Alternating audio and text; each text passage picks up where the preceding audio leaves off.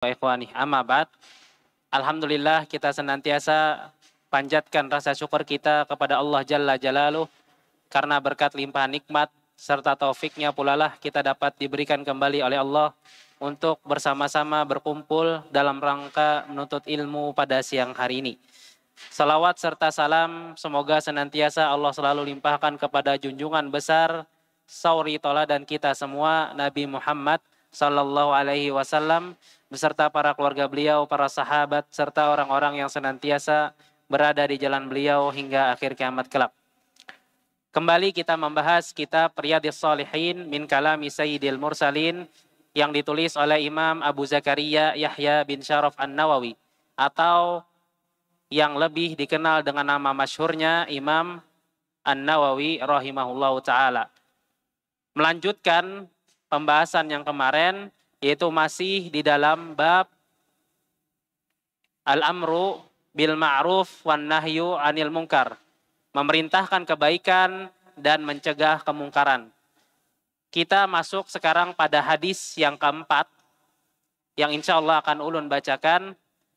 An-Nu'man ibni Bashir anin Nabi sallallahu alaihi wasallam qala mathalul qaimi fi hududillah wal waqi'i fiha kamathali qaumin istahamu ala safinatin fasara ba'duhum a'laha wa ba'duhum asfalaha fakana alladhina fi asfaliha idza istaqaw minal ma'i marru ala man fawqahum faqalu law anna kharaqna fi nasibina kharqan wa lam nu'dhi man fawqana fa in tarakuhum wa ma aradu halaqu jami'a wa in akhadhu ala aidihim najau wa najau jami'a, rawahul Bukhari. Yang mana artinya dari Nu'man bin Bashir radhiyallahu anhu, dia berkata dari Nabi sallallahu alaihi wasallam bersabda, perumpamaan seseorang yang dia senantiasa mentaati perintah Allah dan senantiasa menjauhi larangan Allah, dan orang yang senantiasa melanggar perintah Allah seperti suatu kaum yang dia diundi di dalam sebuah perahu. Maka sebagian dari mereka ada yang tinggal di atas perahu atau di atas kapal, dan sebagian yang lain ada yang tinggalnya di bawah kapal. Maka orang-orang yang di bawah kapal ini, apabila mereka membutuhkan air, maka mereka pastilah harus melewati orang-orang yang berada di atas kapal. Kemudian mereka berkata, mereka membuat pendapat, jikalau kita membuat suatu lubang, yang mana lubang tersebut dapat memudahkan kita untuk minum dan tidak menzalimi orang-orang yang di atas kita. Kemudian dijelaskan, apabila orang-orang yang di atas mereka tersebut tidak peduli, membiarkan mereka dan membiarkan apa saja yang mereka lakukan, yaitu mereka ingin melubangi kapal di bawah supaya ingin minum, maka atas acuh tak acuh daripada orang-orang di atas menyebabkan kebinasaan, menyebabkan kapal tenggelam. Dan sesungguhnya apabila seseorang yang berada di atas mencegah mereka, baik dengan ucapan atau dengan perbuatan, maka seluruh kapal dalam keadaan selamat. Hadis diriwayatkan oleh Imam Bukhari. Baik. Intinya, hadis ini menjelaskan kepada kita bahwasanya di dunia ini ada yang namanya orang-orang taat dan ada orang-orang yang melakukan maksiat di dalam agama. Ada yang dia senantiasa taat kepada Allah dan ada juga yang melaksanakan maksiat, terjerumus kepada kesalahan. Karena inilah sifat sejati daripada manusia. Yang mana antara orang-orang yang beriman tadi, yang dia taat selalu kepada Allah, dan ada juga yang melakukan kemaksiatan, mereka itu seakan-akan berada di sebuah kapal. Umpamanya itu mereka itu ada di sebuah kehidupan. Kapal itu bagai kehidupan. Yang mana di antara mereka ada yang berada di suatu sisi dan suatu sisi yang lain. Tatkala salah satu kelompok ingin minum, kemudian karena sulit, karena susah untuk ke atas, karena susah untuk melewati orang-orang yang ada di atas kapal, mereka berinisiatif untuk melubangi kapal supaya tidak mendolimi orang-orang di atas, supaya tidak ribet. Nah, maka di sini Nabi SAW memberikan misal, jikalau orang-orang yang di atas acuh tak acuh, tidak melakukan amar ma'ruf nahi mungkar, tidak menasehati, tidak mencegah, maka orang-orang yang berada di kapal semua itu akan tenggelam tanpa adanya amar ma'ruf nahi mungkar. Dan semisalnya, misal yang lain, tatkala orang-orang peduli, baik itu orang-orang yang berilmu, orang-orang yang biasa saja, sangat menjunjung tinggi amar ma'ruf nahi mungkar, maka kehidupan yang mereka jalani dalam beragama semuanya pasti selamat. Seakan-akan kita itu menuju bahtera kampung akhirat. Kalau yang satu dan yang lainnya tidak amar ma'ruf nahi mungkar, akan binasa suatu kehidupan tersebut. Maka di sini kita dijunjung, diberikan kabar oleh Nabi, diberikan misal, tatkala seseorang acuh tak acuh, tidak amar ma'ruf nahi mungkar terhadap sesamanya, maka tunggulah mara bahaya akan menimpa kalian. Sebaliknya, kalau dia menegakkan amar ma'ruf nahi mungkar, maka pasti kalian akan selamat melalui bahtera lautan atau melalui bahtera kehidupan sampai hari kiamat kelak. Baik, kita akan bahas hadisnya dari Nu'man bin Bashir. Dia adalah salah seorang sahabat Nabi Muhammad SAW yang memiliki nama Abu Abdillah. Kunyah beliau adalah Abu Abdillah. An-Nu'manu ibnu Bashirin ibnu Sa'din. An-Nu'manu ibnu Bashirin ibni Sa'din. Al-Ansari al-Khajraji. Jadi beliau ini adalah kelompok Ansor. Siapa itu kelompok Ansor? Orang-orang yang berada di Madinah, yang beriman kepada Nabi Muhammad SAW. Al-Khajraji ini juga adalah salah satu suku yang terbesar di Madinah. Suku terbesar yang memeluk Islam di Madinah, yaitu bangsa Khajraj. Nah, beliau adalah keturunan daripada suku Khajraj. Dan Nu'man bin Bashir ini, dia lahir pada tahun 2 Hijriah. Dia lahir pada tahun 2 Hijriah. Setelah Nabi SAW hijrah ke Madinah. Dan Imam Ibnu Katsir rahimahullah pernah mengatakan di dalam kitab Al-Bidayah wan Nihayah, kata beliau, orang yang pertama kali dilahirkan dalam keadaan Islam dari golongan Ansor setelah hijrah Nabi SAW selama 14 bulan. Selama 14 bulan, yaitu adalah An-Nu'man ibnu Bashir. Jadi kaum Ansor ini tatkala Nabi Muhammad SAW datang ke Madinah, belum ada lagi yang melahirkan. Nah, tatkala pada sampai 14 bulan Nabi SAW sudah menetap di Madinah, maka lahirlah Nu'man ibnu Bashir. Yang mana ibundanya datang kepada Nabi SAW. Kemudian apa kata Nabi SAW? Nabi mendoakan kepadanya, Fabashirha Fabasyaraha, dia mengabarkan kabar gembira kepadanya, bi'annahu sayaishu hamidan wa yuqtalu syahidan wa yadkhulul jannah. Dan ini adalah keutamaan daripada An-Nu'man ibnu Bashir. Didoakan oleh Nabi SAW, dia akan hidup dengan tenang. Dia akan hidup dalam keadaan terpuji. Dan ini nyata. Dan beliau menjadi hakim di beberapa tempat. Kemudian beliau mati dalam keadaan syahid.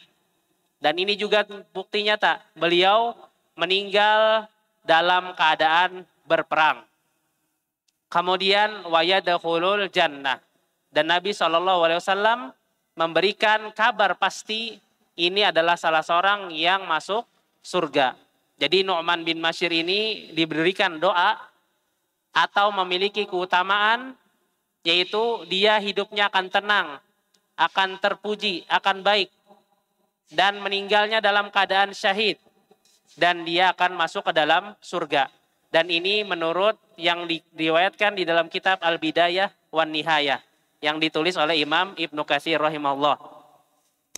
Kemudian di dalam sini juga diceritakan, ini faedah penting dalam ilmu hadis, bahwasanya dijelaskan oleh Imam Ad-Duri, An-Nu'man ibnu Bashir ini dia tidak pernah meriwayatkan dari Nabi dengan lafadz sami'tu. Dia tidak pernah meriwayatkan dari Nabi SAW dengan lafadz sami'tu kecuali satu hadis, yaitu hadis yang mana berbunyi inna fil jasadi mudghah. Sesungguhnya di dalam tubuh itu ada segumpal daging atau jantung atau hati. Nah ini Nu'man ibnu Bashir ini cuma meriwayatkan dari Nabi SAW dengan lafadz sami itu cuma hadis ini. Dan kata sami'a dalam periwayatan ilmu hadis itu adalah salah satu lafadz tertinggi dalam meriwayatkan. Yaitu dia langsung mendengar dari Nabi SAW tanpa ada perantara. Misalkan sami itu Andri. Saya mendengar langsung dari Andi. Tidak ada penghalang. Tidak ada pemisah antara Andri dan juga si pengabar. Nah, di sini beliau cuma melakukan lafadz itu satu kali. Sisanya makai lafadz an. Sisanya makai lafadz an. Artinya dari. Yang mana kata para ulama hadis, lafadz an itu memiliki kemungkinan ujar-ujar. Ada memiliki kemungkinan ihtimal. Dia langsung mendengar atau tidak.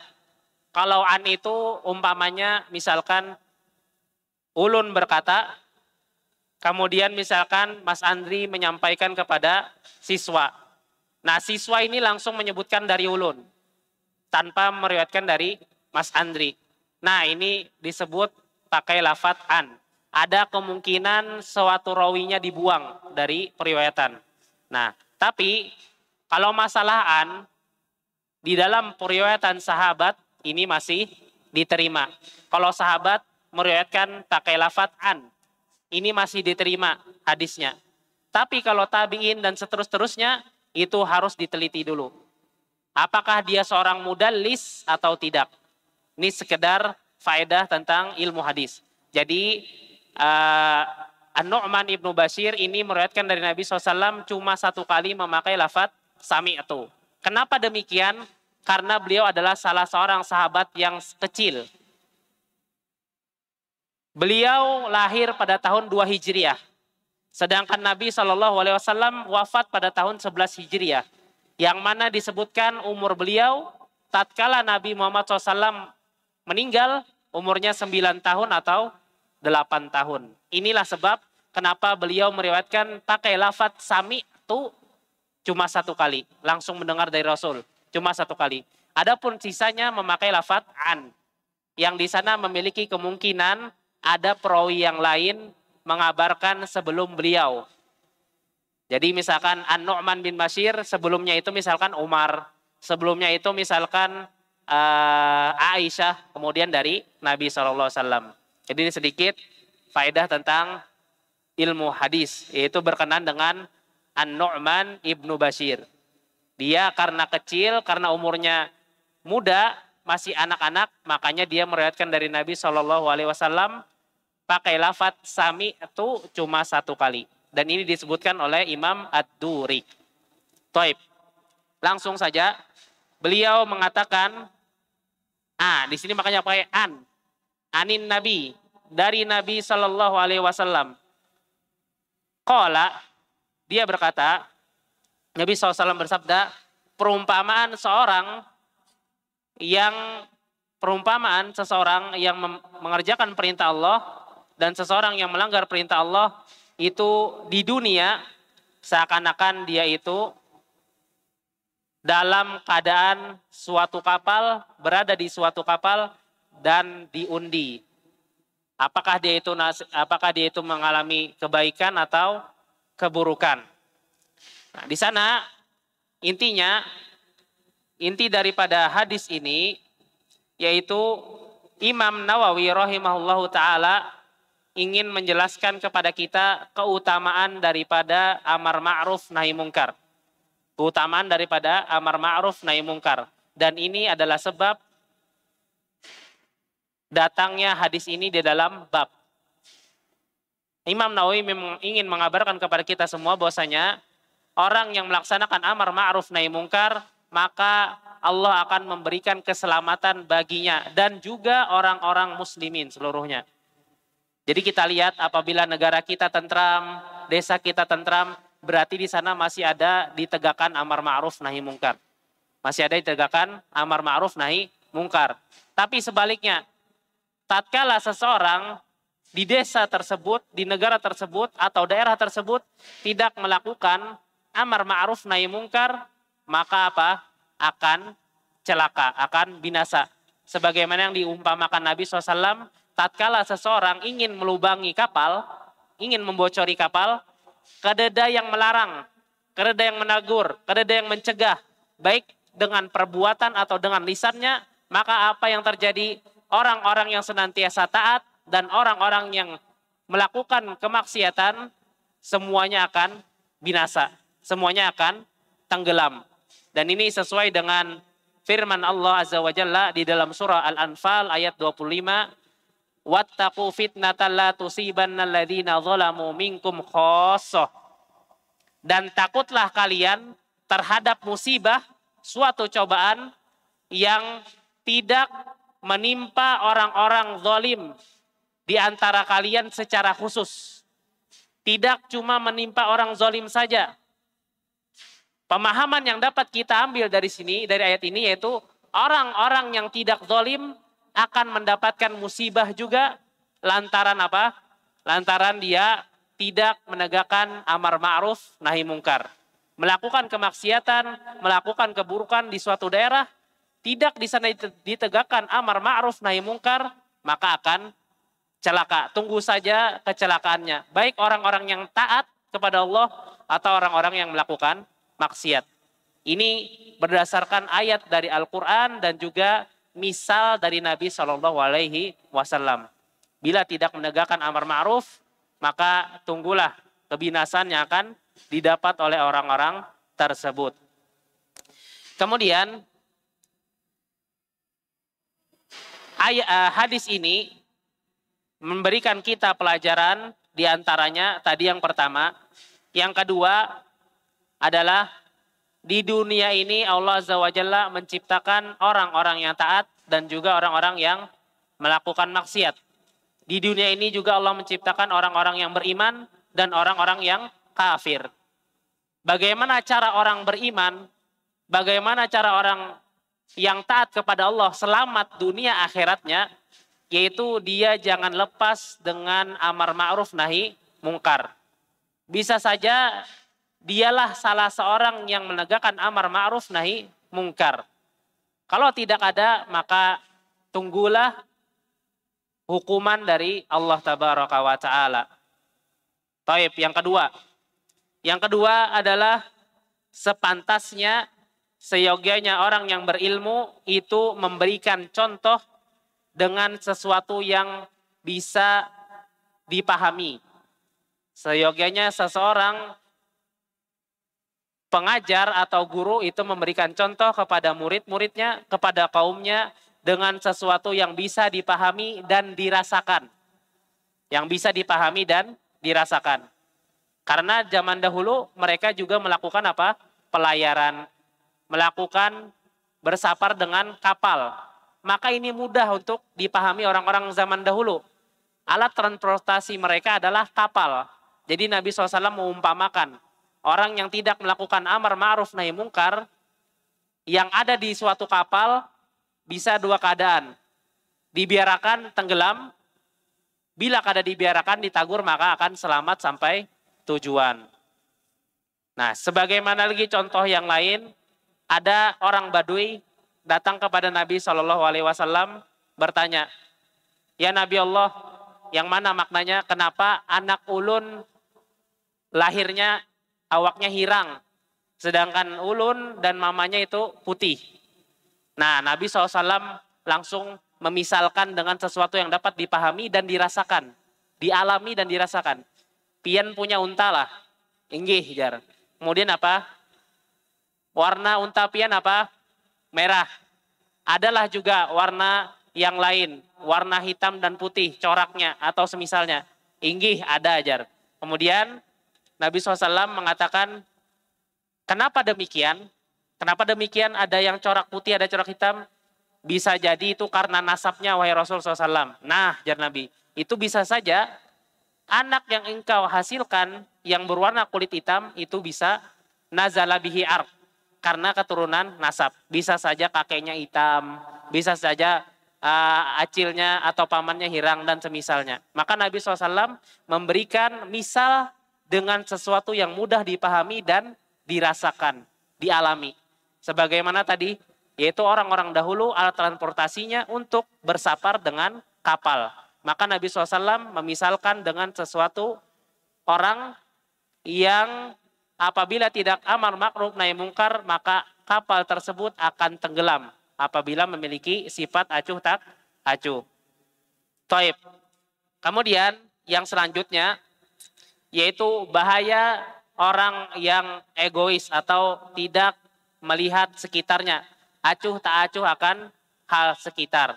Karena hal tersebut bisa saja dapat mendatangkan kemudorotan dan juga musibah kepada kita seberataan. Baik itu orang-orang yang bertakwanya kah, dan juga orang-orang yang melakukan maksiat. Baik itu orang-orang yang beriman atau orang-orang yang kafir. Ini dampaknya luar biasa, yang mana memiliki dampak kepada suatu daerah atau memberikan dampak selamat menuju akhirat dengan cara apa? Saling mengingatkan, saling amar ma'ruf nahi mungkar. Makanya Allah Azza wa Jalla mengatakan di dalam surah Al-Asr, wal asr, demi waktu, innal insana lafi khusr, sesungguhnya manusia itu benar-benar berada dalam kerugian kecuali 3, illal ladzina amanu wa amilus solihat, kecuali orang yang beriman dan beramal soleh, wa tawasau bil haq, saling mewasiati dengan kebenaran, wa tawasau bis sabr, dan saling menasihati dalam kesabaran. Ini semua termasuk dari perkara amar ma'ruf nahi mungkar. Maka kalau kita melihat kemungkaran atau melihat sesuatu yang tidak baik, paling tidak kita memberikan nasihat atau menegur paling tidak, karena bisa saja lewat teguran kita, lewat singgungan kita, kita semua selamat daripada siksa Allah Tabaraka wa Ta'ala. Mungkin ini yang bisa ulun sampaikan. Salah dan khilaf ulun minta maaf karena kesalahan dari ulun pribadi dan dari syaitan. Kebenaran mutlak hanya milik Allah Jalla Jalaluh. Kita tutup dengan doa kafaratul majlis. Subhanakallahumma bihamdik, asyhadu an la ilaha illa anta, astaghfiruka wa atubu ilaik. Assalamualaikum warahmatullahi wabarakatuh.